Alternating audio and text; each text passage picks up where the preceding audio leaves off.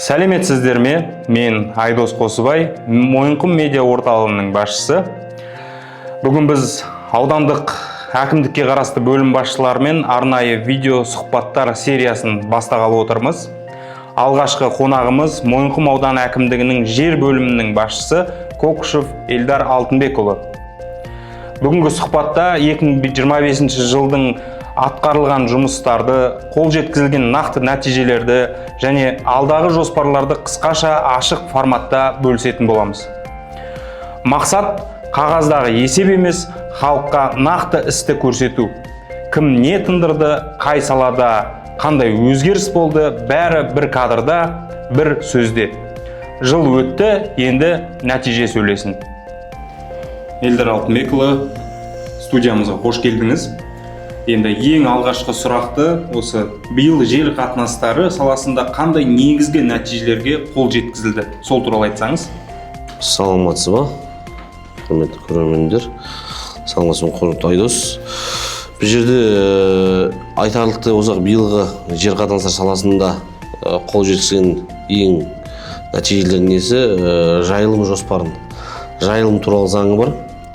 Соған байланысты жайылым жоспарын 2025-2029 жылдар аралығында 4 жылға бекітілді. Ол маслихаттың шешімімен нақтыланып бекітіліп, қазір әділет басқармасына тіркелуде жатыр. Сіздердің басты осы функционалдық қызметтеріңіздің бірі осы жерді ашық аукцион арқылы сатудың мәні неде? Ашық сауда-саттық деген қазіргі таңда жерді аукцион арқылы беру. Аукцион ол электронды түрде жүреді. Қазақстан Республикасының азаматы болса болды, ол кісі өзінің ЭЦП кілтімен қазына деген бағдарлама бар, соған кіріп, өз атынан заявка тастайды. Бұл жерде человеческий фактор жоқ. Тек қана бәрі электронды, таза. Ол жерде любой адам кіріп, қандай позицияда тұрған, қаншаға дейін көтергенін көрсете біле алады. 2025 жылға біз қазір 9 участок шығардық бүгінгі таңға. Оның 5-еуі өтті. Аудандық бюджетке біздің түсіргеніміз 5 миллион 720 мың теңге. Бұрынғы жылдармен салыстырғанда өсім бар ма? Бұл қаражат аудан үшін қай бағыттарда жұмсалады? Былтырғы жылдармен салыстырған кезде былтыр біз 2 аукционға түскенбіз. Ол жерде былтыр электронды вариант бірінші рет былтыр қолданысқа енгізілді. Особо кішкене қиыншылықтар туғызған. Биыл уже бәрі интернеттен бәрі көріп отыр, қалай екенін, сонынан барып халыққа қызмет көрсетуге. Сол жақтан любой шаруаларды түсіндіру жұмыстарымен біз өзімізге келеді, біз бәрін түсіндіріп не алып отыр. Қазіргі айтып отқаныңыз бұрынғымен салыстырған кезде әлде қайда мен өзім ойлаймын, бұл осы электронныйды негізгі мен соны дамыту деп, цифровизацияны дамытқан мен дұрыс деп ойлаймын. Бұл жерде ешқандай ертеңгі күні мынау адами фактормен мынау өзгеріс жасады, мынау өзгеріс жасады деп ешқандай не болмайды. Айта алмайды да, ол жерде. Ренжуде болмайды. Ол таза, ол электронды нұсқада болды, ол адам өзі көре алады. Ал бұл қаражат ауданға түскеннен кейін, бұл ауданның өзінің керектігіне жұмсалады деп айтамын. Потому что бізде ол жерде общий конкретно айтылмайды, сіздің қаражатыңыз мынандайға кетті депші. Ол ауданның бюджетке түскеннен, ол ауданның керек жарақтарына жұмсалады. Түсінікті. Жерді қайтару индикаторы ол сіздердің бір функционалдық қызметтеріңіздің бірі. Соның ішінде пайдаланбай жатқан жерлер қалай анықталады? Бірінші индикатор бойынша айтатын болсақ, бізге 2025 жылға биылға 13 мың гектар жер қайтару бекітілген. Жайылым жерлер анықталған шаруа қожалыққа жайылымға беріледі. Жайылымға берілгеннен ол шаруа қожалығында ИСЖ бағдарламасы дейді ветеринарияда. Ол жерде мал тіркеліп тұру керек. 4 түрлік мал. Любой ол жерде сиыр, қой, жылқы деп бөлмейді, бірақ мал басы тіркеліп тұру керек. Енді ол жерде біз ветеринария басқармасымен ол жерде ИСЖ-дан выгрузка аламыз, мәліметті, и өзімізбен салыстырған кезде әр азаматқа мал тіркелмесе, ол шаруа қожалық, значит, жұмыс істеп жатқан жоқ. Ол жер жұмыс істеп жатқан жоқ. Значит, ол жер пайдаланбай жатыр деп есептеледі. Біз ол жерлердің бәрін анықтаймыз, ауыл әкіммен бәрімен визировать етіп, Жамбыл облысы жер инспекциясына ұсынамыз. уже жер қайтару, ол кісілер нұсқама береді, сотқа береді, уже оларға бергеннен біз келісім сөздермен біз өзіміздің қайтаратын жерлерде болады. Жаңа игермегеннен кейін оны ертең күні жер инспекция беріп, ақыры игеріп отқан жоқсыз, мәміле келіп, ол жерді қайтарып өзімізге ала аламыз. Бүгінгі таңға 2025 жылға бізге 13 мың гектар жер қайтару жоспар берілген. Бүгін 25 желтоқсанға айтарлық болсақ 21 500 гектар біз қайтарып қойдық. 160%-ға өзіміздің индикаторды орындап қойдық аса. Кезінде алып, ол кісілер может быть кезінде айналысқан шығар. Малымен одан кейін ол уақытсыз келеді, ол кісілерде уже мал өте жүргізу өте қиын сала ғой. Адам қажет, малды сатады. Мал сатқаннан ол уже жерді қалып қалады, ол уже көп адам, үлкен кісілер сол бетте жер қалған бетте өздерін тұра береді. Қазір біз барып сөйлесеміз, осындай сіздің кезіңіз осындай жер болған екен, қазіргі сізге мал тіркеліп тұрған жоқ, осы жерді пайдаланып қойыңыз, осы немеген соттаспай-ақ былай алып қайтарасыз ба десем, көбісі келіседі соған. Ертең күні инспекцияға барып, неме штраф салып не алғаннан гөрі, ол кісілер айтады, біз өзіміз жазып берейік, ол қазір пайдаланып отқан жоқпыз, қайтарып жатыр қазір. Ол жағынан жұмыс істеліп жатыр. Яғни бір сөзбен айтқанда, мынау енді кезінде бәлкім жұмыс істеп жатқан адамдардың енді ел арасында айтылады ғой, мысалы жерді тартып алып мемлекет қайттан өзі берген жерді қайттан тартып алып деу, мысалы сіздердің осы процесс қаншалықты ашық түрде жүргізіледі? Жаңа соны толық айтып өтсеңіз. Сіз айтып отқан жерді тартып алып деген ол мемлекеттік мұқтаж үшін алған. Бізде қазір мынау жол жүрді ғой, Мерк-Шу-Бұрылбайтал жолы. Сол жолдың бойында қазір бұрынға қалған кафелер нелер болды ғой. Ол жолдың беткейдегіне түсуіне байланысты мемлекет мұқтаж үшін алынды ол. Бірақ оларға компенсациясы берілді. Ал жаңа біз екеуміз айтып отқан жайылымдық жер, ауыл шаруашылығы мақсатында жер, ол жерде просто біз көбінесе мәмілеге келіп алып жатырмық та. Ол кісі мойындайды, мен пайдаланып жоқпын, бүгінгі таңда мен малым жоқ, малым бәрін сатқам, кезінде айналысқам, бірақ қазір осы жер бос тұр. Менің айтпағым, бұл да жаңағы конкурс сияқты, бұл ашық түрде жүргізілетін процесс қой. Иә, ашық түрде жүргізіледі. Барлық жерде ол көрсетіліп тұр. Ендігі осы қайтарылған жерлер туралы ары қарай жалғастыратын болсақ, жерді қайта айналымға қосу ұғымы туралы. Қайтарылған жерлер ары қарай қалай пайдаланылады? Енді ары қарай қайтқан жерді қайта айналымға бар да, бізде қайта айналымға қосу.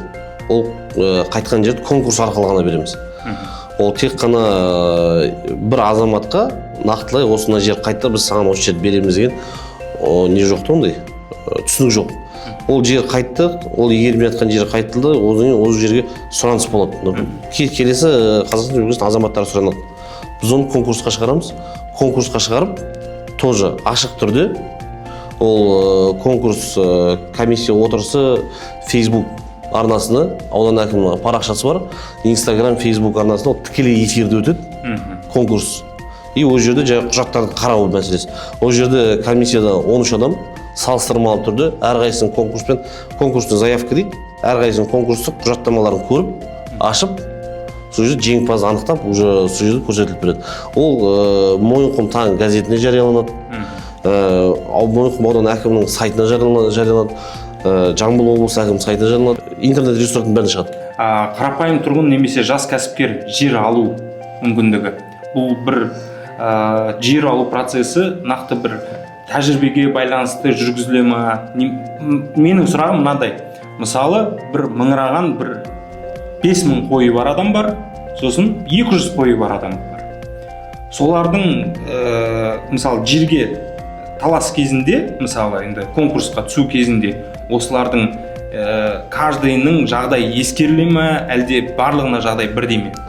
Бәріне бірдей. Заң аясында ол конкурсты өткізетін қағидасы бар, ережесі бар. Ережеде нақты қандай құжаттар болу керек бәрі көрсетілген. Ол жерде салыстырмалы түрде жаңа ғана өзіңіз айтқандай 5000 қойы бар адамның ол по-любому шансов у него больше дегенде. Иә, көбірек болады. Негізгі бүгінгі сұхбаттың басты осы мақсаты нәтижелер туралы сөйлесуіміз керек. Яғни облыстық деңгейде жалпы жаңа өзіңізді айтып отырсыз 160%-ға орындадық индикаторды. Сол туралы жирек айтсаңыз, аудандар арасында Мойынқұм ауданының деңгейі қалай? жер саласы бойынша жұмыстары қалай? Сол туралы кішігірім есеп ретінде қаншасыншы орында тұр Мойынқұм ауданы? Мойынқұм ауданы қазір жерді қайтару бойынша 160%-бен жерді қайтару бойынша бірінші орында тұр қазір. Ал егерде үйтіп бөлетін болсаң, біздің просто жеріміз Мойынқұм ауданы ең үлкен 5 миллион 45 мың гектар жері бар. И ол соған байланысты енді бізге де оны қайтару жұмыстарын жерді кішкене көбірек береді. Үлесін. Сол себепті енді біз жердің үлесі көп болғаннан кейін бізде де кішкене жұмыстау ауқымды болады.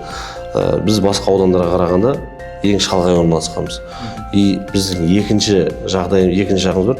Біздің ауылдық округтер бірін-бірінен өте шалғай орналасқан. Алшақ. Мынаяғы Ұланбел 180, мынаяғы Мыңарал уже 200-дің үстіне. Енді соның бәрін аппарат жасап жүру кішкене тоже қиындыққа туды, бірақ қазіргі таңға ешқандай ондай қиыншылық болған жоқ. Біз өзіміз күшімізбен полностью осылап құжаттармен қайтарып жұмыс істеп отырмыз. Енді бір өзіміздің тараптан бір соңғы сұрақ болсын, жеке өзіңізге қатысты. Осы салада енді 10 жылдан аса тәжірибеңіз бар адам ретінде жер мәселесінде әділдік пен ашықтықты қамтамасыз ету үшін ең басты қағидаңыз қандай? Қазіргі таңда мен жер саласы бойынша айтатыным, бәрі ашық, бәрі электронды форматта жүріп жатыр да. Любой нәрсені қазір аукционның өзін, аукцион электронды, ЭЦП ключпен алады. Жер электронды, жаңағы жер алу үшін кезекке бұрынғыдай журналмен, ойбай мен осындай кезекке жазып қой деген ондай жоқ. Ол да электронды, жер кезегіне тұрады, үй алу үшін. Ол да электронды, ол да ашық.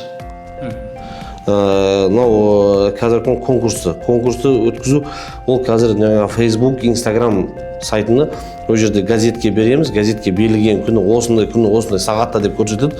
Любой желающий адам Facebookқа кіреді, Instagramға кіреді, ол жерде прямой трансляция болып отырады. Ол жерде комиссияның отырысы үзіліссіз толық бәрі бастан аяғына 3 сағат па 3 сағат ол үзіліссіз тұрады. Кәдімгі ол мен өзім ойлаймын, бұл қазір 100% ашықтық көрсетіліп тұр. Яғни тұрғындар тарапынан естімей қалдық, білмей қалдық деу бір әбестік болар дейсіз ғой? Иә, ол қазір әдемі айттыңыз, ол 45 күн бұрын Мойынқұм таң газетіне беріледі. Бүкіл ресми сайттардың бәріне салынады. Ауылдық округтердің бәріне хаттар жолданады. Біздің тарапымыздан осындай күн осы кез. И одан бөлек қазіргі ауылдың дейді ғой, чаттар бар ғой. Оларға да салуды қазір жұмыстарын жүргізіп жатырмыз. Чтобы ертең күні ауылдың азаматтары бізден естімей қалдық демеу үшін, уже ауылдың чаттарына салып берейік. Жаңағы осындай күні осы кезде аукцион конкурс өтеді. Пожалуйста, любой желающий келіп, құжаттарыңызды келіп өткізіп, конкурсқа қатысып, жер алуға мүмкіндіктеріңіз бар. Түсінікті. Рахмет, Елдар Алтынбекұлы. Сізбен енді бүгінгі біздің сұхбаттан біршама ақпарат алып деген ойдамыз. Енді болашақта да осындай сұхбаттарымыз түсіріліп отыратын болады. Жақсы, рахмет. Сау болыңыз.